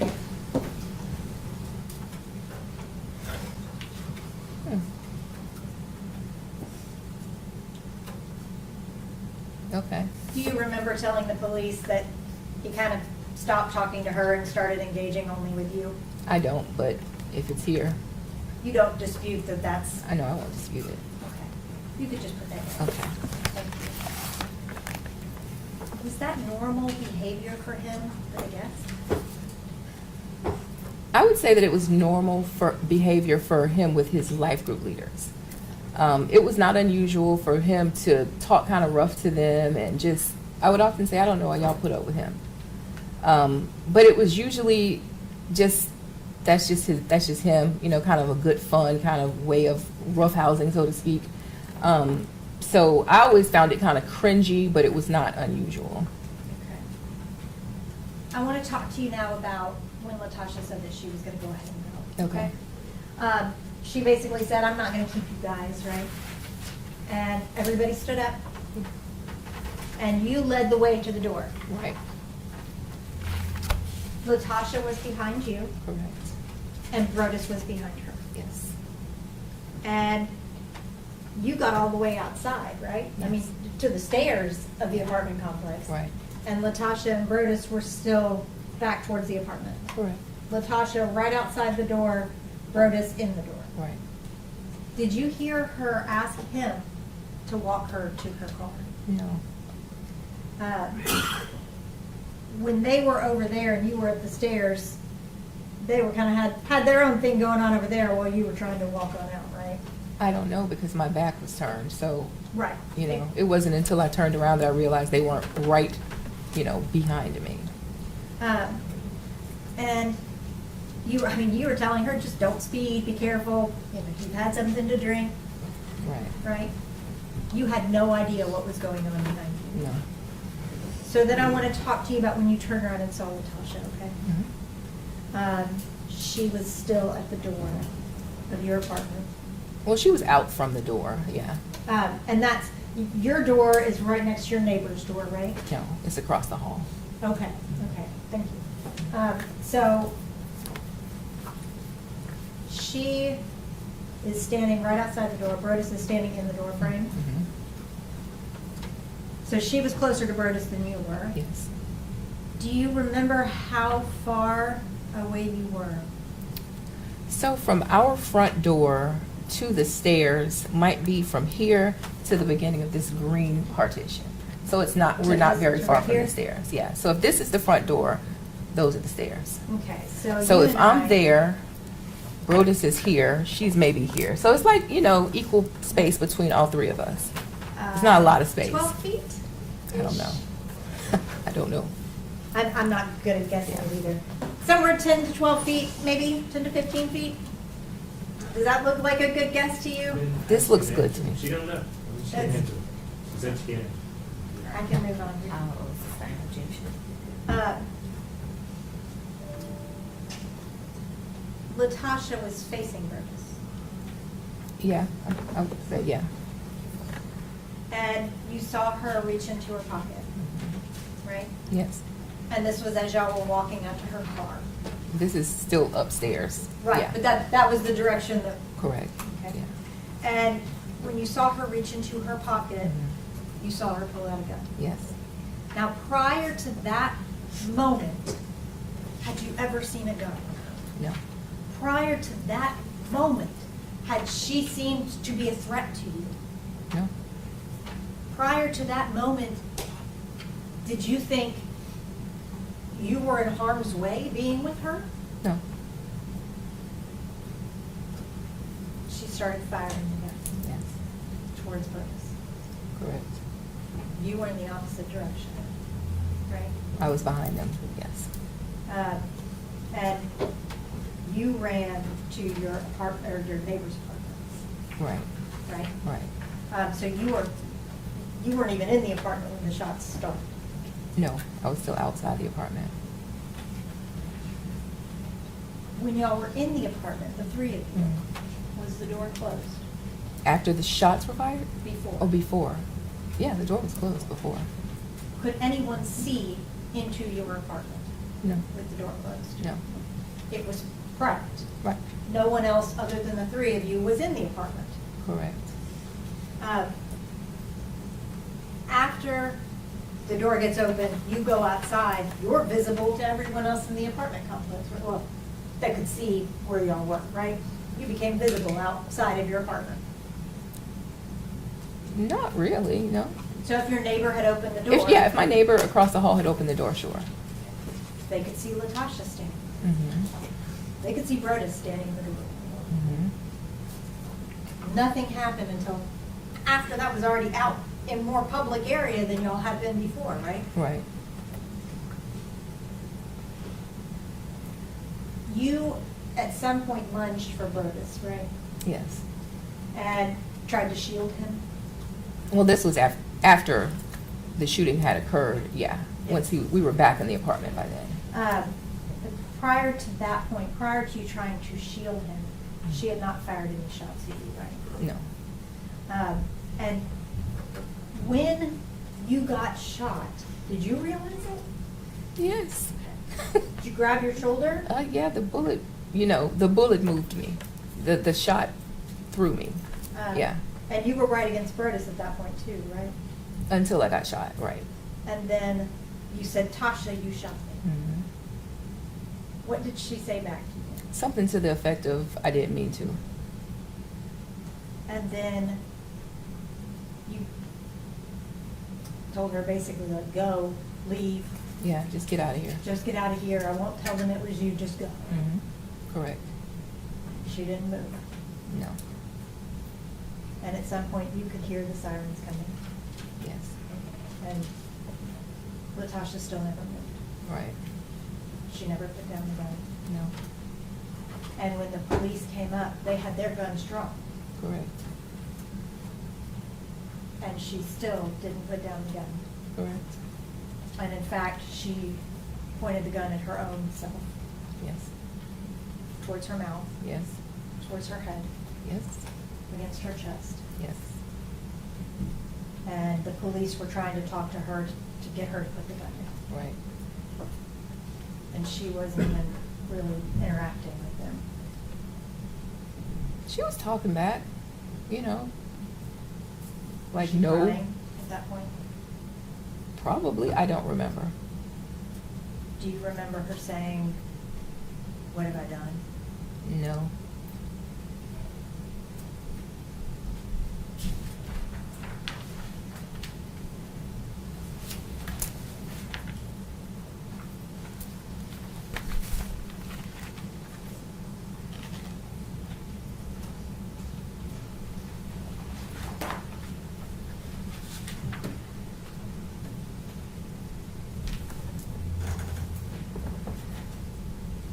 May I approach her? If you could just read right here. Right here, this paragraph. You don't have to read it out loud, just to yourself. Oh, okay. Did you tell the police that she said, "Oh, what have I done"? Yeah, it appears that I did. And this was taken the day, that next morning after this happened, right? Correct.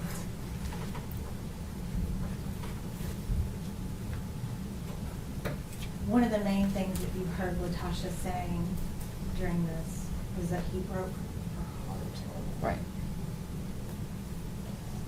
And that was the main thing that she said to you. Yeah.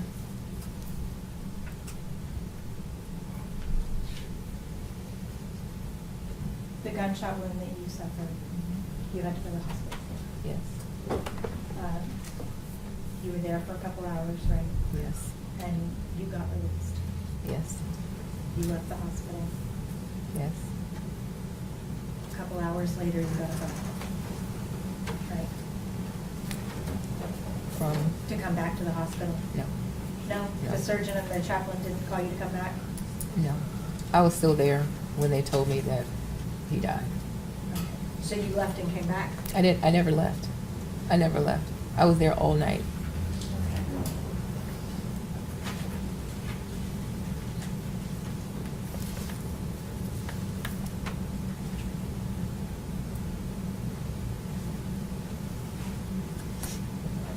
Yeah, Bridge? Yes. If you could just read right around, start here, just to the bottom of the page.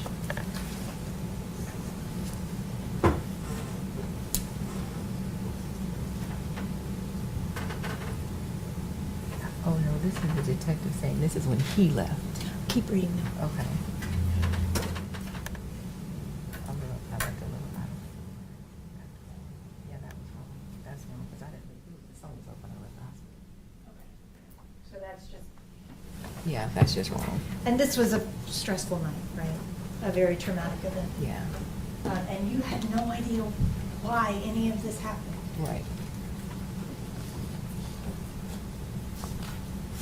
But eventually you were told that Brodes had passed away. Correct. You went and gave a statement that next day with Collierville, right? Right. Pastor Pointer and Pastor Turner came with you. Right. Did you ask them to come with you? They're the only people that could have come because I did not know a soul in Memphis. So when everything happened, I didn't know anybody's phone number. So they called Pastor Turner. They went through hoops to get in touch with him. He and his wife showed up. He called Pastor Pointer that morning. He drove over from Little Rock. So there was really nobody else that could have come. And they actually came into the interview room with you, right? Yes. And while you were talking to police, the police were saying, do you know why this happened? Mm-hmm. Right? Mhm. And you have to say yes or no. Yes. So she's recording. And you and the police both talked about why. Right. Nobody understands why. Right. Did Pastor Pointer ever say, actually, I know that they were in a relationship? No. Did he ever tell you that before you went in? Object to, that's hearsay. I don't know what the purpose of it is. And it's not being offered for the truth of the matter asserted. It's being offered to show whether or not he provided that information. The approach.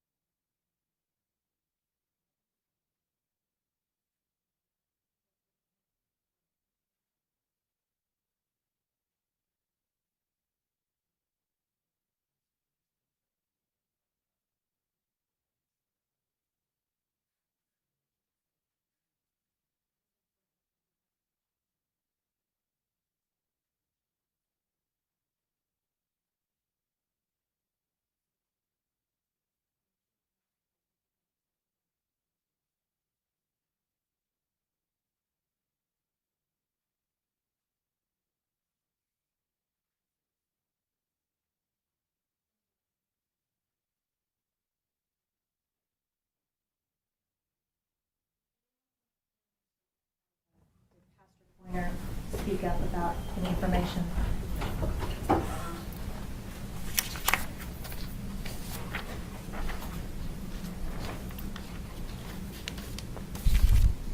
The police obviously did an investigation, right?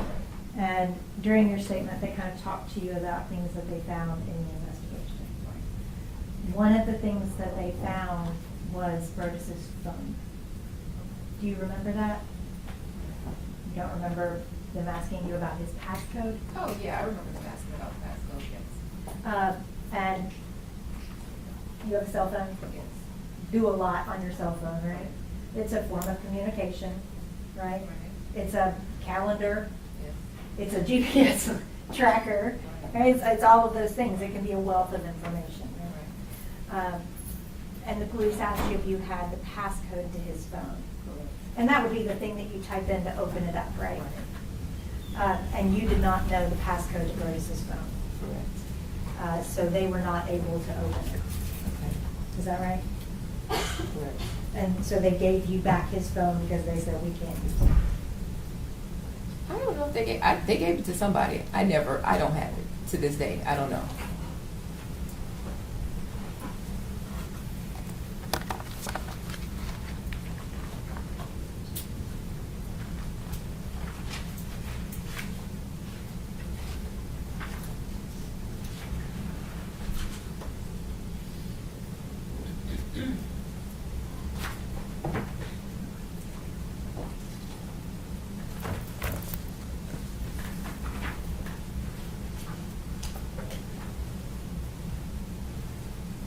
May I approach? Yes. Do you remember the police having you go through, like, giving you back your phone and initialing this? If you will read right here.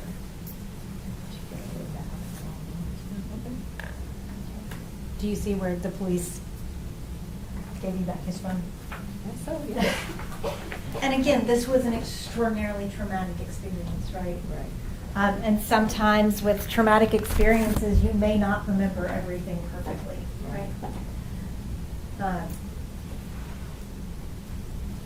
Up until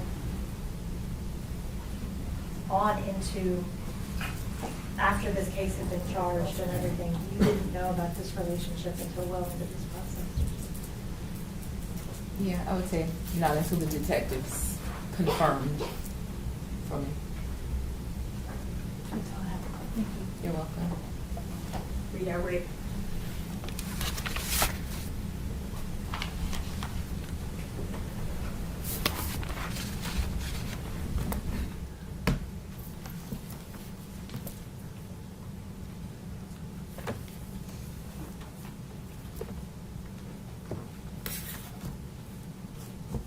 No, Your Honor. All right, you may sit down, ma'am. Anybody need a break? The jurors?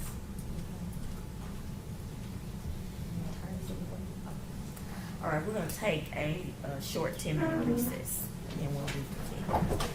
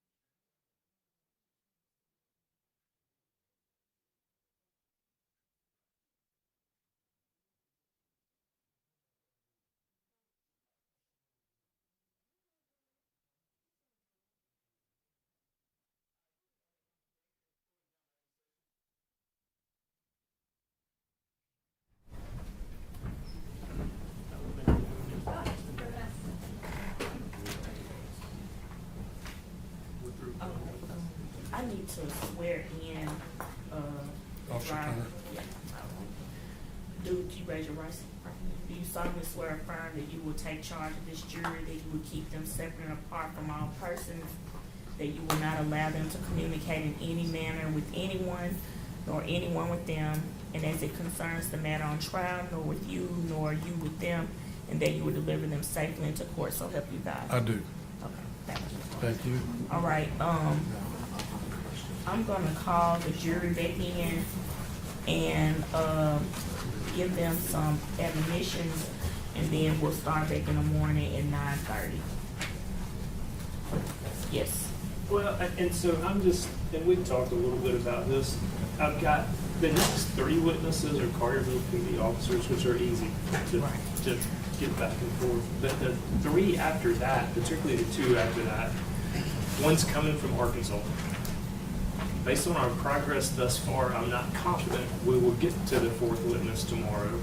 And I hate for him to have to come from Arkansas 2.5 hours, go back to Arkansas 2.5 hours, and come back the next morning.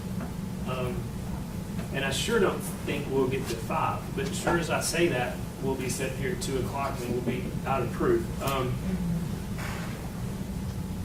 So I guess what I'm asking the court is, would you be okay if I have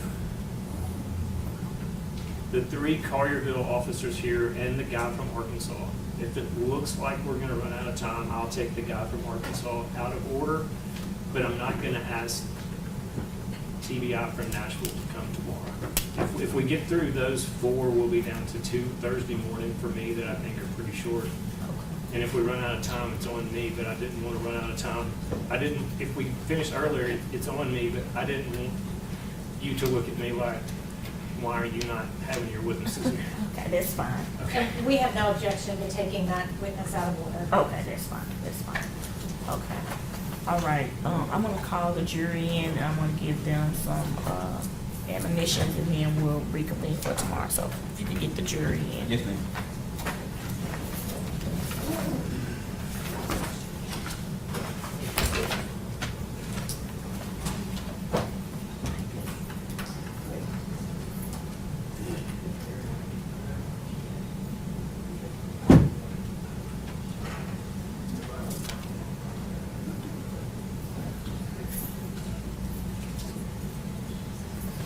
Jury in the court at this time.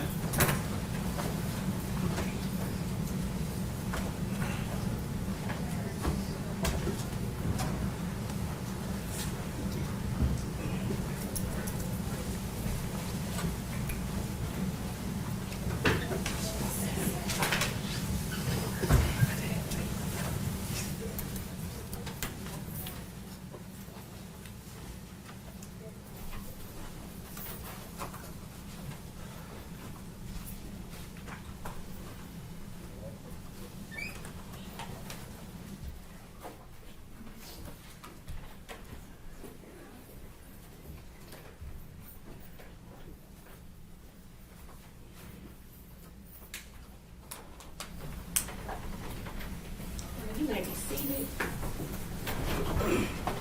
All right. Well, we are at a good stopping point for the day. I want to give you some instructions again. There are several rules concerning your conduct during the jury selection process, the trial, and during recesses that you should keep in mind. First, you should not conduct your own private investigation into this case. For an example, do not visit the scene of an alleged incident, try to read any textbooks or articles concerning any issue in this case, or consult any other source of information. If you were to do that, you will be getting information that is not evidence in this case. You must decide this case only on the evidence and law presented to you during the trial. Any juror who receives any information about this case other than that presented at trial must notify the court immediately. Second, you cannot discuss the case either among yourselves or with anyone else during the trial. You must keep an open mind until you have heard all the evidence, my final instructions, and the attorney's closing arguments. Any discussions before you retire to deliberate would be premature and improper. Third, you cannot allow any other person to discuss the case with you or in your presence. If anyone does attempt to do so, report this fact to the court immediately without discussing the incident with any of the other jurors. Fourth, do not try to speak to any of the attorneys, parties, or witnesses in this case, even for the limited purpose of saying good morning. They are also instructed not to talk to you, and you must report any contact with you. In no other way can all the parties feel assured of your absolute impartiality. So again, we're still not ready to discuss the case, okay? Go to dinner, have a good night's sleep, and we'll be ready to get back to work in the morning around 9:30, okay? So I'm gonna excuse you for the day, and remember, do not discuss the case, okay? You can leave your notepads under your seats. Jurors, you can pen, pass in the chair and follow me.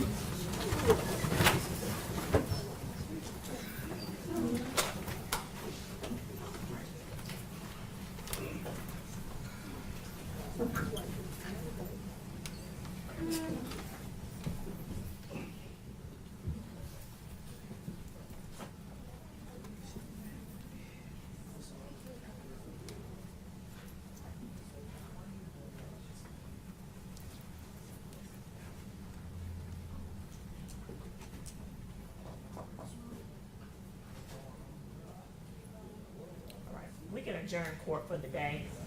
All rise. Of course, next time tomorrow morning, 9 a.m. All right.